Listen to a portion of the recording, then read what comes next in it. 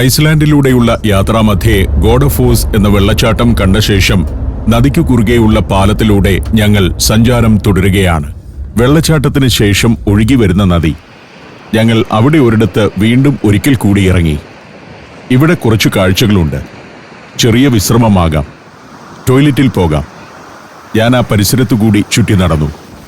പ്രശാന്ത സുന്ദരമായ ഭൂപ്രകൃതി, പൂക്കൾ വിരിഞ്ഞു നിൽക്കുന്ന പുൽമേടുകൾ, കുറച്ചകലെ ഒരു പാലം. ആ ഉരുക്കുപാലത്തിലേക്കാണ് നടക്കുന്നത്. ഇവിടെ റൈഡിംഗ് ടൂറുകളൊക്കെ ഉണ്ടെന്ന് ബോർഡ് കണ്ടു. ഒരു സ്റ്റോൺ ബ്രിഡ്ജായിരുന്നു ഇവിടെ ഉണ്ടായിരുന്നത്.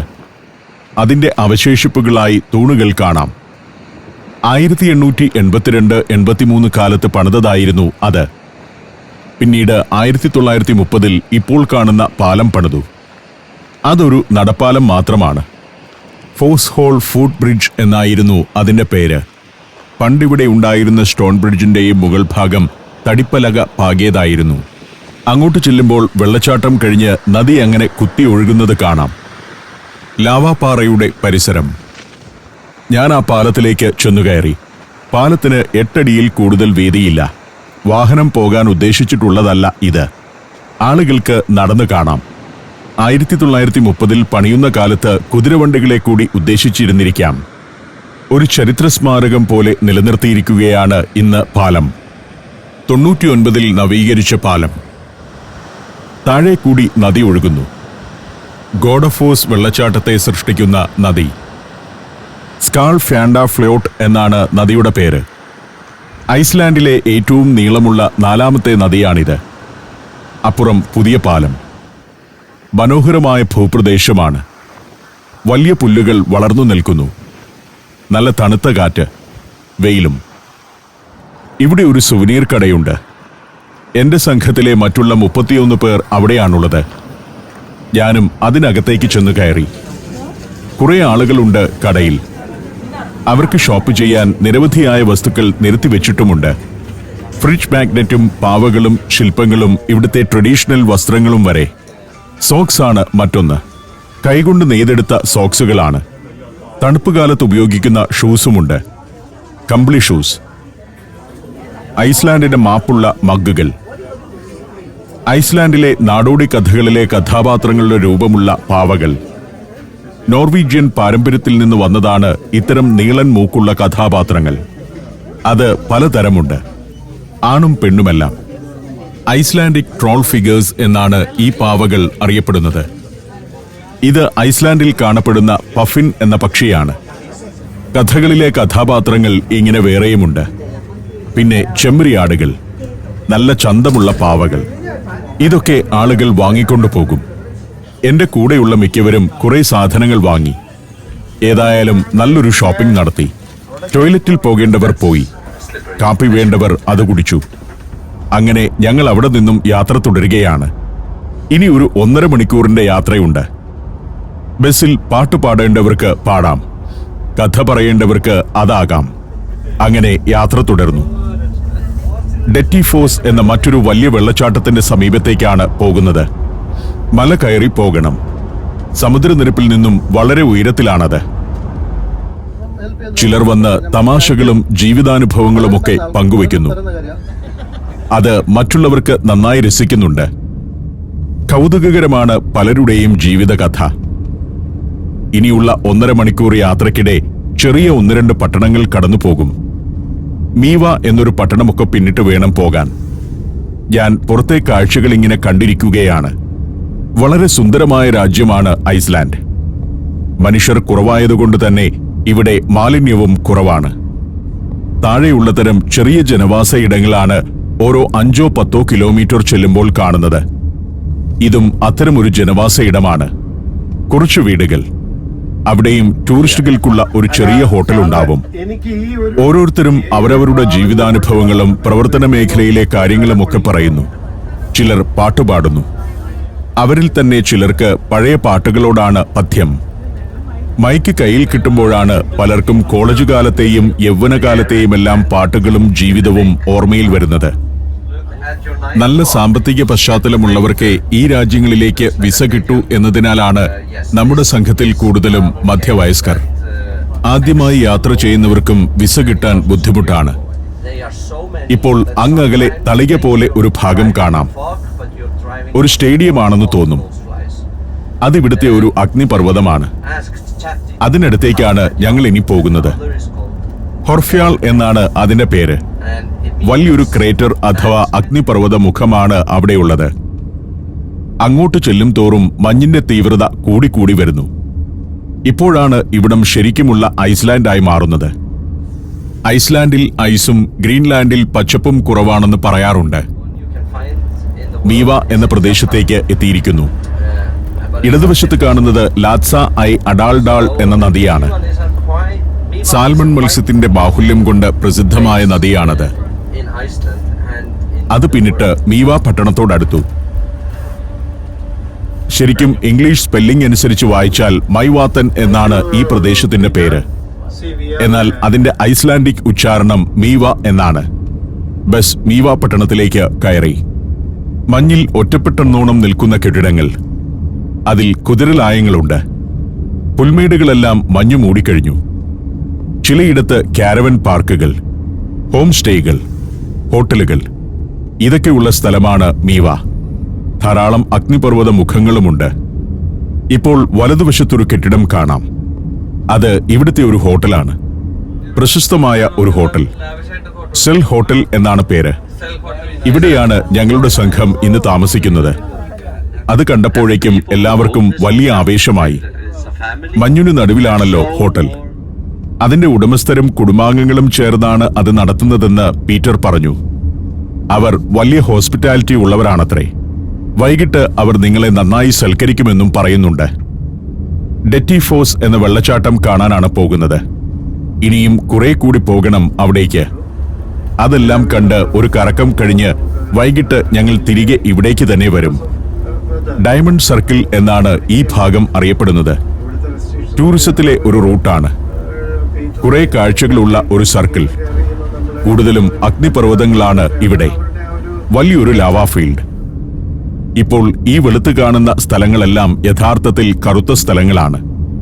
മഞ്ഞു വീണില്ലായിരുന്നെങ്കിൽ കറുത്ത പാറകളുടെ ഒരു പ്രദേശമായിരുന്നേനെ കാഴ്ച. അങ്ങു ദൂരെ മുന്നിൽ കാണുന്നതൊക്കെ അഗ്നിപർവ്വതങ്ങളാണ്.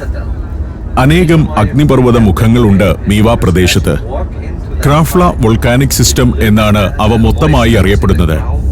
അടുത്തടുത്തായി 1400ഓളം വോൾക്കാനിക് കോണുകളുണ്ട്. ലാവ പുറത്തേക്ക് പ്രവഹിക്കുന്ന ഭാഗമാണ് അഗ്നിപർവ്വതത്തിന്റെ കോൺ. ലക്ഷക്കണക്കിന് വർഷങ്ങളായി ലാവാ പ്രവാഹമുണ്ടാകുന്ന പ്രദേശങ്ങളാണ് ഇതെല്ലാം. ഇവിടെ വഴിയരികിൽ ഒരു പാർക്കിംഗ് ഏരിയയുണ്ട്. പീറ്റർ വണ്ടി അവിടേക്ക് വിട്ടു. 1 മണിക്കൂർ ഓടിക്കഴിഞ്ഞിരിക്കുന്നു. അതിനാൽ ചെറിയൊരു ബ്രേക്ക്. ഞങ്ങളെല്ലാവരും അവിടെ ഇറങ്ങി. നല്ല തണുപ്പുണ്ട്. ഐസ്ലാൻഡിൽ എത്തിയ ശേഷം ഐസിന്റെ ഒരു ലോകത്തേക്ക് ഞങ്ങൾ ആദ്യമായി ഇറങ്ങുന്നത് ഇപ്പോഴാണ്. ഐസ്ലാൻഡിൽ വന്നിട്ട് മഞ്ഞ് കണ്ടില്ലെന്ന് സങ്കടപ്പെട്ടിരുന്നവർക്കെല്ലാം ആശ്വാസമായി. ഇവിടെ ഒരു ചെറിയ തടാകമുണ്ട്. അതിന്റെ കരയിൽ നിന്ന് ഫോട്ടോകൾ എടുത്തു. കൗതുകകരമായ മറ്റൊരു കാര്യം ഇപ്പോൾ പീറ്റർ ചെയ്യുന്ന പണിയാണ്. സ്നോബോൾ ഉണ്ടാക്കുകയാണ്. എങ്ങനെയാണ് അതുണ്ടാക്കുക എന്നാണ് കാണിച്ചു തരുന്നത്. മഞ്ഞ് രാജ്യങ്ങളിൽ സ്നോബോൾ ഉണ്ടാക്കുന്നത് കുട്ടികളുടെ വലിയൊരു വിനോദമാണ്. ഇതിങ്ങനെ ഉരുട്ടും തോറും വലിപ്പം കൂടിക്കൂടി വരും. അതാണ് സ്നോബോളിന്റെ പ്രത്യേകത. ഈ സ്നോബോൾ കൊണ്ടാണ് സ്നോമാനെയൊക്കെ ഉണ്ടാക്കുക. തണുപ്പിലെ കളികളാണ്. മഞ്ഞുകാലത്ത് ഇത്തരം രാജ്യങ്ങളിലൂടെ സഞ്ചരിക്കുമ്പോൾ പലയിടത്തും സ്നോമാനെ ഉണ്ടാക്കി വെച്ചിരിക്കുന്നത് കാണാറുണ്ട്.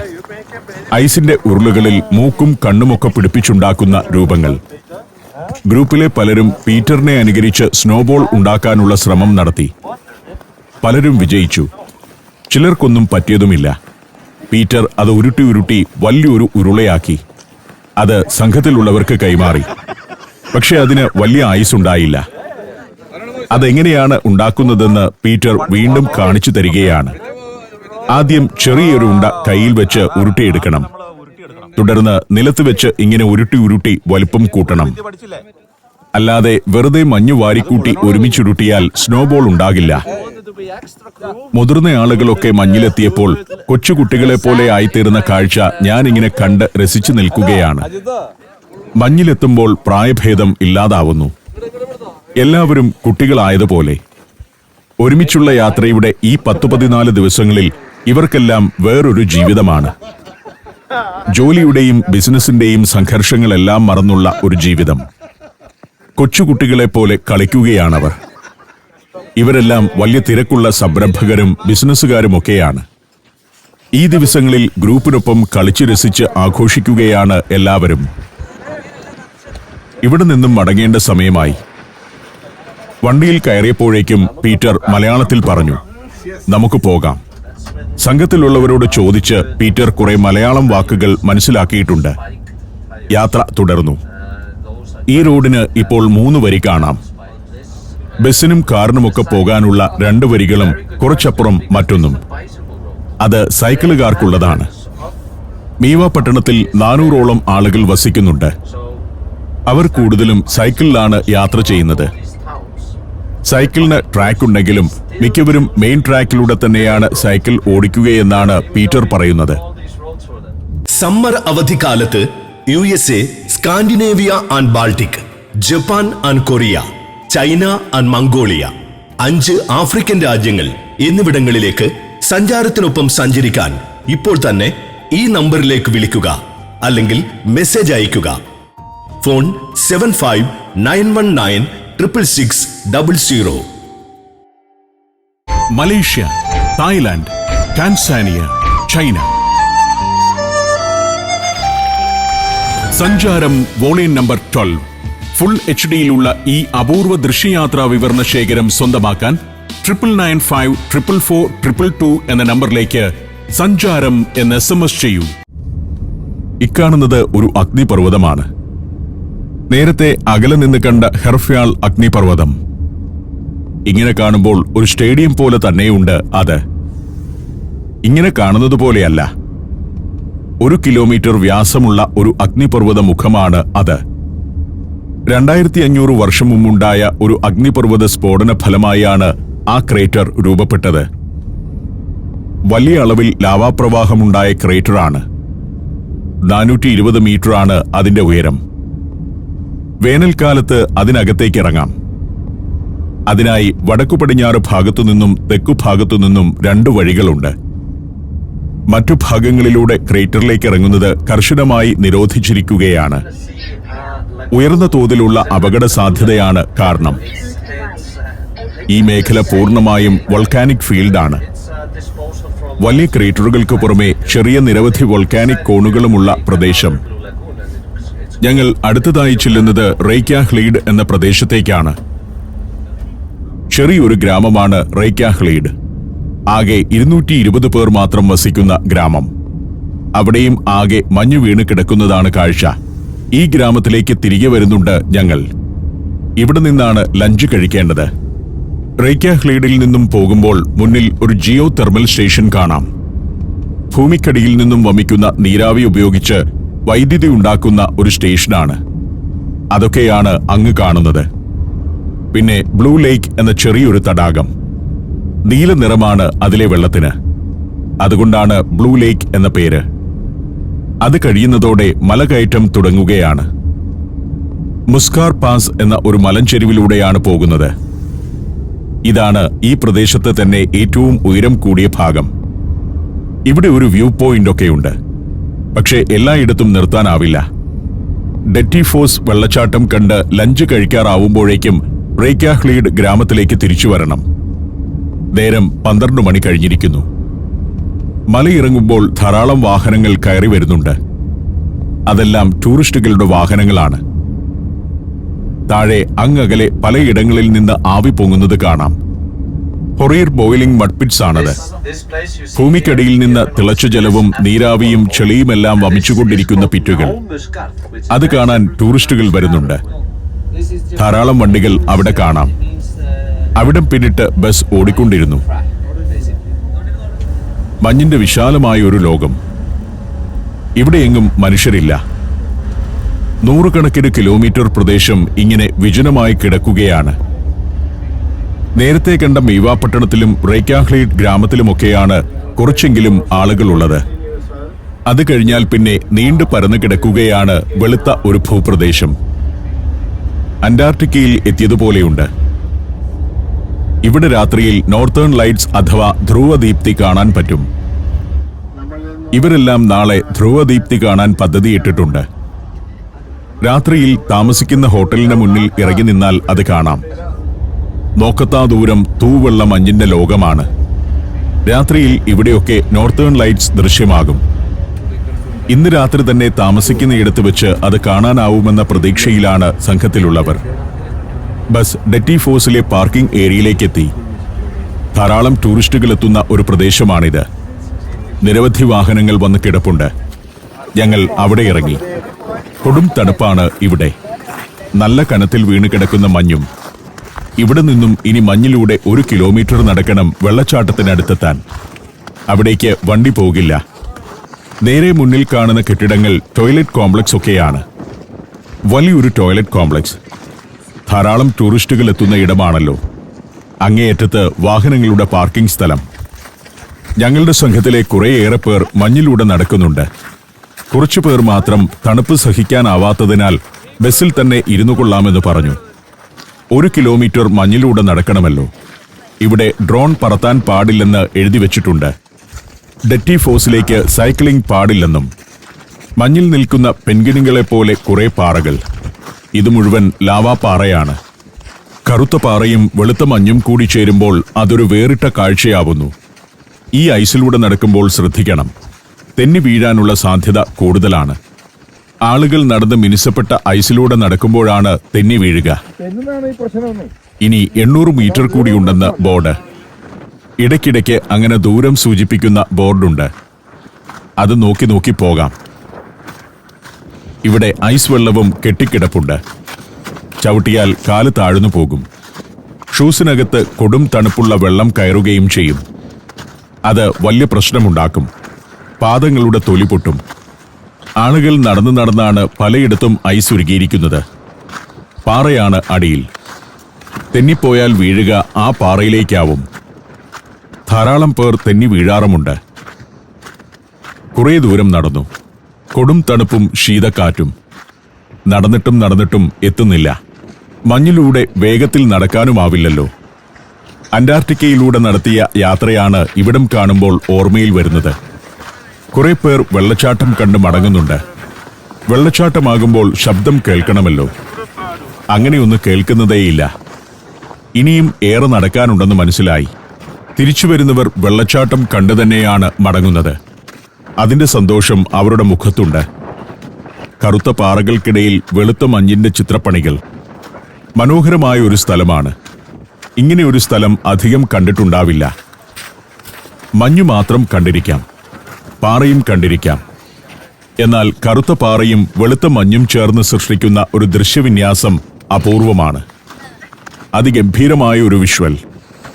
ഇപ്പോൾ നടക്കാൻ കൂടുതൽ ബുദ്ധിമുട്ടുള്ള ഒരു ഭാഗത്തേക്കെത്തുന്നു. അവിടെ ഒരിടത്ത് ഒരു പാലം പണിതുവച്ചിട്ടുണ്ട്. ബോർഡ് വാക്ക് പോലെ ഒരു നിർമ്മിതി. തടിപ്പാലമല്ല, ഉരുക്കുകൊണ്ടുള്ളതാണ്. അതിന്റെ മുകളിൽ നിൽക്കുമ്പോഴും ഇങ്ങനെ ചുറ്റും പാറക്കെട്ടുകളാണ്. ലാവ ഉറഞ്ഞുണ്ടായ പാറകൾ. അതിങ്ങനെ മഞ്ഞിൽ തെളിഞ്ഞു കിടക്കുന്നത് കാണാൻ ഒരു പ്രത്യേക ചേലുണ്ട്. താഴെ ഒരു വെള്ളച്ചാട്ടത്തിന്റെ സൂചന കാണുന്നുണ്ട്. പക്ഷേ അതിനടുത്തെത്താൻ കുറെ നടക്കണം. വീണ്ടും നടത്തം. നടന്ന് മടുത്തുവെന്ന് പറഞ്ഞാൽ മതിയല്ലോ. എന്റെ കൂടെയുള്ള 31 പേരിൽ ഇപ്പോൾ ഞങ്ങൾ 5-6 പേരെ വെള്ളച്ചാട്ടം കാണാൻ നടക്കുന്നുള്ളൂ. ആദ്യം ഇറങ്ങിപ്പുറപ്പെട്ട പലരും ഓരോ ഇടത്ത് വെച്ച് വെള്ളച്ചാട്ടം കാണുന്ന പരിപാടി ഉപേക്ഷിച്ച് തിരികെ ബസ്സിനടുത്തേക്ക് പോയിരിക്കുന്നു. പാലത്തിലൂടെയും കുറേ ദൂരം നടക്കാനുണ്ട്. ഒരിടത്ത് ഒരു ബോർഡ് വെച്ചിട്ടുണ്ട്. പാലത്തിലൂടെ അല്ലാതെ നടക്കുന്നത് അപകടകരമാണെന്ന അറിയിപ്പ്. ഒരു ഭാഗത്തെത്തിയപ്പോൾ ഇതാ ആ കാഴ്ച. ഡെറ്റി ഫോഴ്സ് വെള്ളച്ചാട്ടം. പക്ഷെ ഒരു പ്രശ്നമുണ്ട്. ആകെ ഒരു മൂടലാണ്. വ്യക്തമായി കാണാനാവുന്നില്ല. നദി അങ്ങനെ ഒഴുകി വരുന്നു. ഒരു ഗർത്തത്തിലേക്ക് പതിക്കുന്നു. നീരാവി പോലെ ജലകണങ്ങൾ പൊങ്ങുന്നുണ്ട്. അതിനാൽ വെള്ളച്ചാട്ടം ഭംഗിയോടെ കാണാൻ കഴിയാതാവുന്നു. വെള്ളത്തിന് ഒരുതരം നരച്ച നിറമാണ്. ചുറ്റുമുള്ള ഐസിനാകട്ടെ തൂവെള്ള നിറവും. ഇങ്ങനെ കാണുമ്പോൾ വെള്ളച്ചാട്ടത്തിന്റെ വ്യാപ്തിയും ശക്തിയും മനസ്സിലാവണമെന്നില്ല. സ്വിറ്റ്സർലൻഡിലെ റൈൻ ഫാൾസ് വെള്ളച്ചാട്ടം കഴിഞ്ഞാൽ യൂറോപ്പിലെ ഏറ്റവും ശക്തമായ രണ്ടാമത്തെ വെള്ളച്ചാട്ടം ഇതാണ്. വാറ്റ്നയോക്കൂർ എന്ന ഹിമാനിയിൽ നിന്ന് ഒഴുകിയെത്തുന്ന ജലമാണ് ഇവിടെ ഗർത്തത്തിലേക്ക് പതിക്കുന്നത്. ലാവാ ഫീൽഡിൽ നിന്നുള്ള എക്കൽ കൂടി കലരുന്നതിനാൽ വെള്ളത്തിനെപ്പോഴും നരച്ച നിറമായിരിക്കും. കുറച്ചുകൂടി മുന്നോട്ട് ചെന്നാൽ അങ്ങേയറ്റത്ത് നദി ഒഴുകുന്ന ക്ലിഫിലേക്ക് തള്ളി നിൽക്കുന്ന ഒരു പ്ലാറ്റ്ഫോമുണ്ട്. അവിടെ നിന്നാൽ കുറച്ചുകൂടി വ്യക്തമായി വെള്ളച്ചാട്ടം കാണാനാവുമെന്ന പ്രതീക്ഷയിൽ അവിടേക്ക് നടന്നു. ഉയരത്തിലും താഴെയും നിൽക്കാവുന്ന സംവിധാനമുണ്ടിവിടെ. ഇവിടെ നിന്ന് കാണുമ്പോൾ കുറച്ചുകൂടി വ്യക്തതയുണ്ട് വെള്ളച്ചാട്ടത്തിന്. എങ്കിലും പൊങ്ങിവരുന്ന ജലകണങ്ങൾ കാരണം പ്രധാന ഭാഗം കാണാനാവുന്നില്ല. ഏറ്റവും വ്യക്തതയിൽ കാണാവുന്ന ഭാഗം ഇതാണ്. പാറ പിളർന്ന് രൂപപ്പെട്ട ഒരു ക്യാനിയൻ. അതിലൂടെ യോക്കുൾസ ഫ്യോളും എന്ന നദി ഒഴുകുന്നുണ്ട്. അതിലേക്കാണ് വെള്ളച്ചാട്ടം പതിക്കുന്നത്. ഞാൻ കുറേ ഷോട്ടുകൾ എടുത്തു. ഭീകരമായ തണുപ്പാണിവിടെ. എങ്ങനെയെങ്കിലും തിരികെ നടന്ന് വണ്ടിയിലെത്തിയാൽ മതി എന്നായി. ബസ്സിനകം എപ്പോഴും ചൂടാക്കി നിർത്തിയിരിക്കും. ടൂറിസ്റ്റുകൾക്ക് അത്യാവശ്യം സൗകര്യങ്ങളൊക്കെ ഒരുക്കി വെച്ചിട്ടുണ്ട് ഇവിടെ. ഇതുപോലെ അങ്ങേയറ്റം വരെ ചെയ്തിരുന്നെങ്കിൽ നന്നായിരുന്നെന്ന് എനിക്ക് തോന്നി.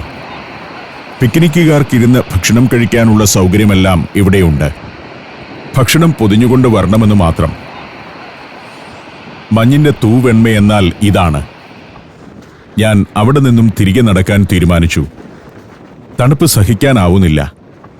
എങ്ങനെയും ബസ്സിൽ ചെന്ന് കയറിയാൽ മതി എന്ന ചിന്തയോടെ ഞാൻ നടത്തം തുടർന്നു.